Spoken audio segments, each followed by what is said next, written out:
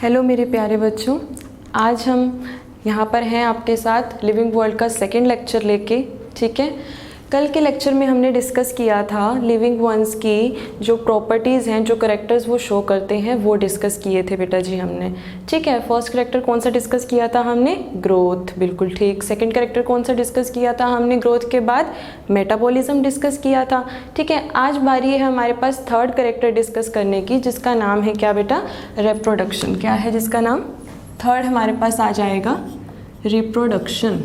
ठीक है,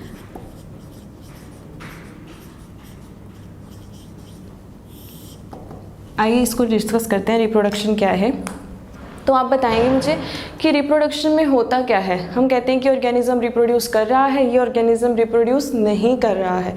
तो रिप्रोड्यूस का मतलब होता है रिप्रोड्यूस, यानी किसी चीज़ को प्रोड्यूस करना, यानी कि प्रोडक्शन या फिर फॉर्मेशन ऑफ न्यू इंडिविजुअल। ठीक है बेटा, तो रिप्रोडक्शन की सिंपल सी बात क्या हो गई? Formation of new individual. ठीक है, फॉर्मेशन ऑफ न्यू इंडिविजुअल, बिल्कुल ठीक बात है। नया इंडिविजुअल बनेगा इसके अंदर। ओके, अब हम बात करते हैं कि जो रिप्रोडक्शन है वो कितने टाइप से होगी या कैसे कैसे जो है इसके अंदर नए इंडिविजुअल बनेंगे। तो बेटा जी reproduction takes place by two methods mainly. ठीक है, first one is asexual method and second is sexual method. ठीक है बेटे, अब जो मेन इनके अंदर डिफरेंस है ना वो क्या है कि जो एसेक्सुअल मेथड होगा, एसेक्सुअल नेम से ही क्लियर है, ए यानी कि विदाउट सेक्स ऑर्गेन्स। ठीक है, ए का मतलब क्या होगा यहाँ पर? Without sex organs. ठीक है, यानी कि जिसके अंदर सेक्स ऑर्गेन्स का मतलब है कि सेक्स गैमेट्स। ठीक है, जहाँ पर इन्वॉल्व नहीं होंगे, जिनकी फ्यूजन नहीं होगी, वहाँ पर कौन सा मोड होगा रिप्रोडक्शन का? Asexual mode of reproduction. तो क्या हम इसको कह सकते हैं कि नो गैमेटिक फ्यूजन, गैमेट्स की जो है फ्यूजन नहीं होगी, नो गैमेटिक फ्यूजन। और गैमेटिक फ्यूजन का मतलब क्या होता है? दैट इज फर्टिलाइजेशन, यानी कि जिनके अंदर फर्टिलाइजेशन नहीं होगी बेटा जी, उनमें क्या होगी? एसेक्सुअल मोड ऑफ रिप्रोडक्शन होगा। ठीक है, नए इंडिविजुअल बनेंगे लेकिन एसेक्सुअली रिप्रोड्यूस होंगे, विदाउट गैमेटिक फ्यूजन प्रोड्यूस होंगे। मेल और फीमेल गैमेट्स की फ्यूजन जो है वो नहीं होगी, फर्टिलाइजेशन नहीं होगी। सेकेंड आता है हमारे पास सेक्सुअल मेथड। सेक्सुअल मेथड में ठीक है फर्टिलाइजेशन होती है, हमें पता है। बेसिक स्टेप ही होता है कि मेल और फीमेल गैमेट्स जो है वो क्या होते हैं? Fuse together. ठीक है, एंड फॉर्म व्हाट? जाइगोट। और वो जाइगोट आगे फर्दर डेवलप करता है फिर एम्ब्रियो के अंदर। ठीक है, तो सेक्सुअल स्टेज में क्या होगा? फर्टिलाइजेशन विल टेक प्लेस, और एसेक्सुअल में क्या होगा? No gametic fusion is there.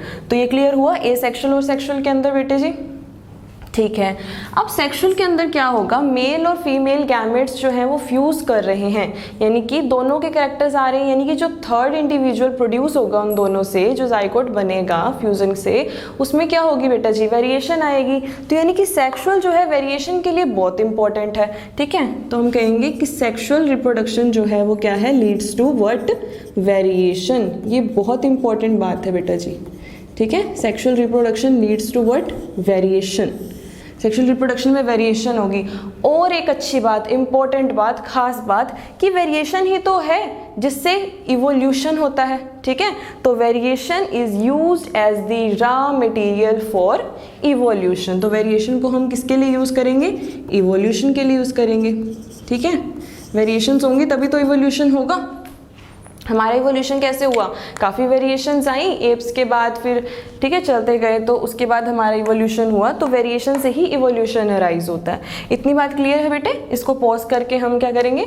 Note करेंगे। नोट कीजिए इसको। अब हम बात करेंगे बेटा जी हमारी इसी के अंदर ही मेथड्स की बात हमने की, तो अब हम देख लेते हैं कि एसेक्सुअल मेथड्स कौन कौन से होते हैं। ठीक है, अब हम क्या देख लेते हैं कि सेक्सुअल मेथड्स कौन कौन से होते हैं, और फिर देखेंगे रिप्रोडक्शन की क्या डिसएडवांटेज है या क्या एडवांटेज है। ठीक है, ये सब डिस्कस करेंगे हम। तो हमारे पास एसेक्सुअल के ना, एसेक्सुअल रिप्रोडक्शन के आगे फर्दर आती हैं तीन बातें।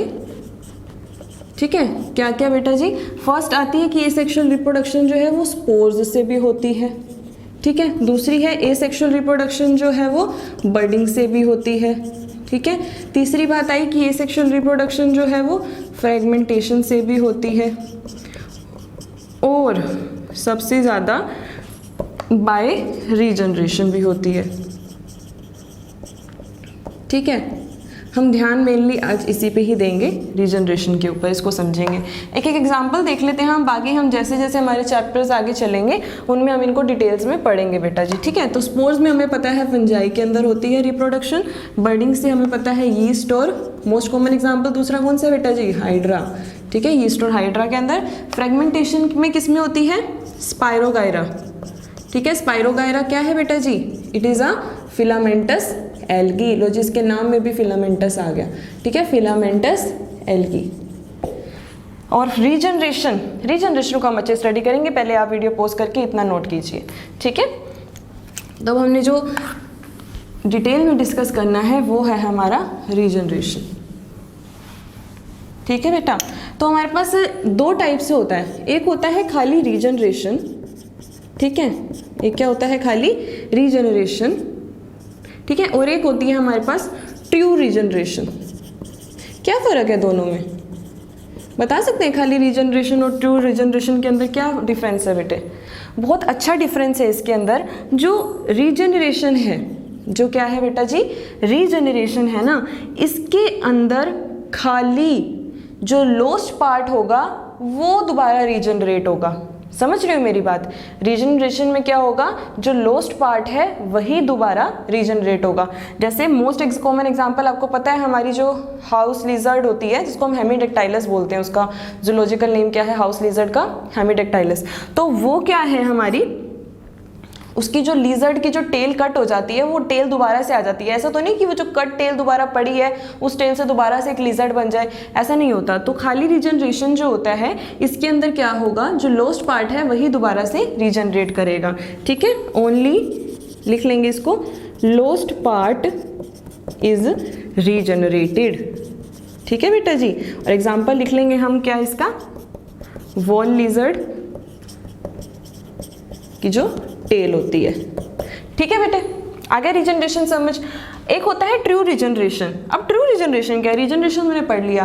तो ट्रू रीजनरेशन का मतलब है बेटे कि जब, ठीक है, कोई मान लो किसी भी ऑर्गेनिज्म का कोई पार्ट कट हो गया तो वो उस कट पार्ट की हेल्प से दोबारा होल ऑर्गेनिज्म बना देगा, वो होता है ट्रू रीजनरेशन। यानी कि lost part has the capacity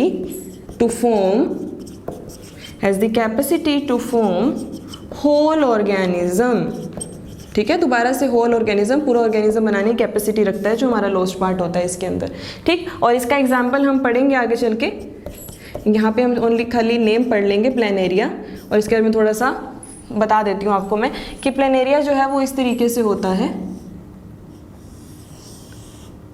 ठीक है, इस तरीके से होता है प्लेनेरिया का जो स्ट्रक्चर होता है। इसका अगर हम ये पार्ट इसको ऐसे 3 पार्ट में कट कर देते हैं तो जो ऊपर वाला पार्ट है ये दोबारा से पूरा प्लेनेरिया बना लेगा, मिडल पार्ट भी दोबारा से बना लेगा, ये भी दोबारा से बना लेगा, और ये भी दोबारा से पूरा प्लेनेरिया बना लेगा। आगे बात समझ में कि lost part has the capacity to form whole organism, example हो गया प्लेनेरिया। ये दोनों बातें क्लियर है बेटा जी, रीजनरेशन और ट्रू रीजनरेशन। एक बात और बता देती हूँ कि जो रीजनरेशन होता है इसको हम बोलते हैं एपीमॉर्फोसिस। क्या बोलते हैं, एपीमॉर्फोसिस।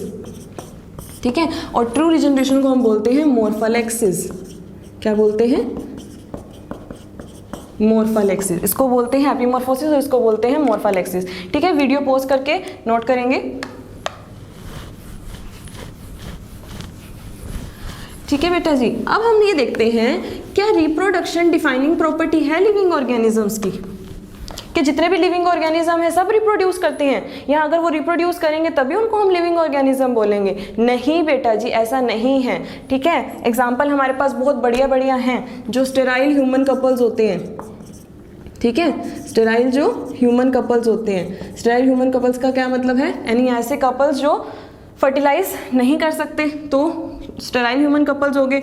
और हमें वर्कर बीज भी पता है, जो वर्कर बीज होती हैं वो भी क्या होती हैं, स्टेराइल होती हैं। और बेटा जी क्या पता है हमें, जो म्यूल्स होते हैं वो भी क्या होते हैं, स्टेराइल होते हैं। तो क्या ये लिविंग नहीं है? बिल्कुल लिविंग है। तो हम कहेंगे कि जो रिप्रोडक्शन है is not the defining property of living ones. ठीक है, is not the defining property of living ones. यानी कि रिप्रोडक्शन भी क्या है, डिफाइनिंग प्रॉपर्टी नहीं है लिविंग ऑर्गेनिजम्स की, क्योंकि ये लिविंग होने के बावजूद भी रिप्रोड्यूस नहीं कर रहे हैं, तो यहाँ पे एक्सेप्शन आ गई है, तो ये डिफाइनिंग प्रॉपर्टी नहीं है। इसको भी नोट करेंगे बेटे, ठीक है। आगे बात समझ में, तो यानी कि यहाँ से एक निचोड़ सा यहाँ निकल के आया कि reproduction is not essential for survival, survival के लिए रिप्रोडक्शन जरूरी नहीं है, ठीक है बेटे। अब हमारी नेक्स्ट प्रॉपर्टी आती है, fourth one is cellular organisation. Cellular organisation हम कल ही डिस्कस कर चुके थे, वही है बेटा सेलुलर ऑर्गेनाइजेशन की पहले बेसिक यूनिट रही सेल, सेल से कंबाइन होकर क्या बने टिश्यू, टिश्यू को ग्रुप टुगेदर होकर क्या बने organ, then organ system, organism, population, community, इस तरीके से, ठीक है, यही है सेलुलर ऑर्गेनाइजेशन। अच्छा बेटा जी, अब हमारी आती है इसके अंदर most important the last one property, fifth जो मेन है। प्रॉपर्टीज तो और भी बहुत सारी हैं जो हम डिस्कस करेंगे, टेंशन मत लीजिए, लेकिन जो इंपॉर्टेंट है वो ये है, फिफ्थ वन प्रॉपर्टी, वो है कॉन्शियसनेस। क्या है बेटे जी, कॉन्शियसनेस। आइए इसको देख लेते हैं, ये क्या होता है कॉन्शियसनेस। हमें पता है कॉन्शियसनेस को हिंदी में क्या बोलते हैं बेटे जी, चेतन, ठीक है, चेतन ही तो बोलते हैं कॉन्शियसनेस को, यानी एक्टिवनेस। चेतन को क्या बोल दूं मैं, एक्टिवनेस बोल दूं, ठीक है, चेतन को और क्या बोल सकती हूँ, एक्टिवनेस बोल सकती हूँ। तो कॉन्शियसनेस का मतलब क्या हुआ बेटे, कॉन्शियसनेस का मतलब हुआ कि अवेयरनेस ऑफ सराउंडिंग, ठीक है। अवेयरनेस ऑफ सराउंडिंग का मतलब है कि कोई भी अगर हमें एक्सटर्नल स्टिमुलाई देता है तो उसके प्रति हम क्या करें, रिस्पॉन्स करें, तो वो हमारी क्या हो जाएगी, अवेयरनेस हो जाएगी, यही होता है कॉन्शियसनेस, ठीक है। तो कॉन्शियसनेस क्या हो गया बेटा जी, अवेयरनेस ऑफ सराउंडिंग्स, ठीक है, अवेयरनेस ऑफ सराउंडिंग्स जो है वो क्या होगी, कॉन्शियसनेस हो गई, ठीक है बेटे। और रिस्पॉन्स क्या होता है, किसी भी स्टिमुलाई के अगेंस्ट जब हमारी बॉडी क्या करती है, एक विजिबल चेंज प्रोड्यूस करती है, तो उसको हम क्या बोलते हैं, रिस्पॉन्स बोलते हैं। किसी भी स्टिमुलाई के अगेंस्ट जब हमारी बॉडी एक विजिबल चेंज प्रोड्यूस करती है तो उसको क्या बोलते हैं हम बेटा जी, रिस्पॉन्स बोलते हैं। क्लियर हो गया स्टिमुलाई और रिस्पॉन्स का मतलब। तो अवेयरनेस ऑफ सराउंडिंग का मीनिंग भी आपको क्लियर हो गया कि कॉन्शियसनेस क्या होता है। अब हम तो हैं अवेयर हो जाते हैं चीज़ों को लेकर, क्योंकि हमारे अंदर सेंसेस प्रेजेंट हैं, सुनने की, देखने की, ठीक है, टच की, स्मेल की, ये सब सेंसेस हमारे अंदर प्रेजेंट है।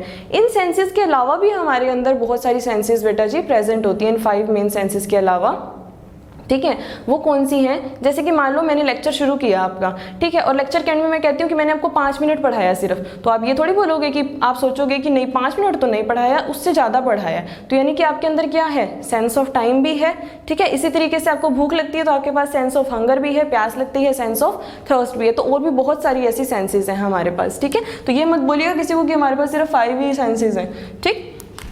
अवेयरनेस ऑफ सराउंडिंग, कॉन्शियसनेस समझ आ गया, ह्यूमन बींग्स के अंदर आपको क्लियर हो गया बिल्कुल, एनिमल्स ऑर्गेनिजम्स के अंदर। लेकिन बेटा जी क्या प्लांट्स कॉन्शियसनेस शो करते हैं?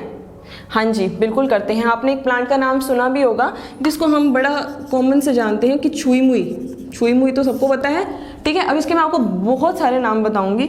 छुई मुई हो गया, इसको टच मी नॉट भी बोलते हैं, ठीक है, और इसको क्या बोलते हैं, लाजवंती। क्या बोलते हैं बेटा जी, इसको लाजवंती भी बोलते हैं, इसको शर्म आ जाती है जब इसको छूते हैं तो, ठीक है। छुई मुई, टच मी नॉट, लाजवंती, और इसका मोस्ट इंपॉर्टेंट बॉटनिकल नेम क्या है, मिमोसा पुडिका, ठीक है बेटे, ये ध्यान रखना है आपने, मिमोसा पुडिका इसका क्या है, बॉटनिकल नेम है। तो ये चारों नाम किसके हैं, इसी के ही हैं, छुई मुई, touch me not, Lajwanti, mimosa pudica. तो ये क्या करता है, जब हम इसको टच रिसेप्टर देते हैं, इसका ऐसे होता है कुछ, इसकी ये लीव्स हैं सपोज, ठीक है, तो जब हम इनकी लीव्स के ऊपर टच रिसेप्टर देंगे, फिंगर से टच करेंगे जब हम इसकी लीव्स के ऊपर, तो क्या हो जाती हैं, सुकड़ जाती हैं। क्या हो जाती हैं, सुकड़ जाती हैं, बंद हो जाती हैं। तो इसके अंदर क्या है, सेंसेशन ऑफ टच है, तो यानी कि अवेयर हो रही है, ये भी स्टिमुलस के प्रति रिस्पॉन्स दे रही हैं, तो यानी कि प्लांट्स के अंदर भी अवेयरनेस होती है। क्लियर हुआ बेटा जी कॉन्शियसनेस का मतलब। अब ऐसे कई इंडिविजुअल्स होते हैं जो कि कोमा में चले जाते हैं, हम बोलते हैं कि वो कोमा में चले गए हैं, ठीक है, तो क्या हम उसको कॉन्शियसनेस बोलेंगे, क्या हम उसको पिन चुभाएंगे तो उसको दर्द होगा? नहीं होगा बेटा जी, क्योंकि उसके अंदर क्या है, वो अनकॉन्शियस जो है फॉर्म के अंदर पड़ा हुआ है कोमा में, पता नहीं वो वापस आएगा या नहीं आएगा। तो ऐसे ऑर्गेनिज्म को हम जो है ना तो लिविंग बोल सकते हैं और ना ही डेड बोल सकते हैं, ठीक है बेटे। तो यानी कि जो लिविंग होंगे उनके अंदर तो ये प्रॉपर्टी होगी कि वो देंगे रिस्पॉन्स स्टिमुलस के अगेंस्ट, यानी कॉन्शियसनेस जो है, ये सबसे इंपॉर्टेंट बात है, यहाँ पे ध्यान दीजिएगा कि it is the defining property of living organism. Consciousness क्या है बेटा जी, defining property of living organisms की ये क्या है, डिफाइनिंग प्रॉपर्टी है बेटे। आगे बात समझ में, consciousness is the defining property of living organism. बिल्कुल ठीक बात है, इसको भी पॉज करके नोट कीजिएगा। ठीक है, अब हमारे पास वही जो मैंने आपको बताया था कि हम हर लेक्चर के एंड में क्या डिस्कस किया करेंगे, हमारी 5 बायोलॉजिकल टर्म्स, उनकी बात आ गई है। अब उन 5 बायोलॉजिकल टर्म्स को डिस्कस करने की बात, और अब मैंने सोचा कि इसी के साथ क्यों ना मैं आपको इम्पोर्टेंट डेट्स भी लिखवाती चलूँ, रोज़ की 3 ज़्यादा नहीं है। ठीक है, तो हम देखते हैं हमारी आज की 3 इम्पोर्टेंट डेट्स कौन सी हैं, पहले वो देख लेते हैं। ठीक है, 3 इम्पोर्टेंट डेट्स हैं हमारी। 21 मार्च, सेकंड है 22 मार्च, और थर्ड है हमारी कौन सी, 22 अप्रैल। ठीक है, आइए देखते हैं इन दिनों में क्या क्या हुआ था। आपको रोज़ के रोज़ 3 बताऊंगी ताकि आपको ध्यान रहे। 21 मार्च को जो है वर्ल्ड फॉरेस्ट डे बोलते हैं। ठीक है, और 22 मार्च को जो है वर्ल्ड वाटर डे बोलते हैं। ठीक है, और 22 अप्रैल को वर्ल्ड अर्थ डे बोलते हैं। क्या बोलते हैं, अर्थ डे। क्लियर है बेटा जी? ठीक है, इंपॉर्टेंट डेट्स, इसको भी पॉज करके नोट करेंगे। अब हमारी 5 बायोलॉजिकल टर्म्स की टर्न आ गई कि कौन कौन सी 5 बायोलॉजिकल टर्म्स थी हमारी, वो देख लेते हैं हमारी कौन सी 5 बायोलॉजिकल टर्म्स हैं। फर्स्ट है बेटा जी हमारी एस्टर। ठीक है, सेकंड है एक्वस। ठीक है, फर्स्ट है एस्टर, सेकंड है एक्वस, थर्ड है हमारी एंथ्रोप। ठीक है, फोर्थ है हमारी एमाइल, and fifth one is our annual. ठीक है, इनका मतलब देख लेते हैं। एस्टर का मतलब होता है बायो में स्टार बोलते हैं एस्टर को। एक्वस का मतलब होता है बेटा जी वाटरी। ठीक है, एंथ्रोप को बोलते हैं हम एंथ्रोप, एंथ्रोप को बोलते हैं हम मैन। एमाइल का मतलब होता है स्टार्च। ठीक है, और एनुअल का मतलब होता है last for a single year, जो पूरे साल के लिए यूज़ करते हैं हम टर्म। एनुअल एग्ज़ाम भी यूज़ करते हैं ना। ठीक है, तो ये हमारी 5 बायोलॉजिकल टर्म्स हो गई आज की। ठीक है बेटा जी, चैनल को सब्सक्राइब आपने कर दिया होगा और वीडियोस के लिए। ठीक है, सब्सक्राइब नहीं किया है तो कर दीजिए चैनल को। रोज़ाना हम जुड़ेंगे हमारे नए लेक्चर के साथ। ठीक है बेटा, थैंक यू।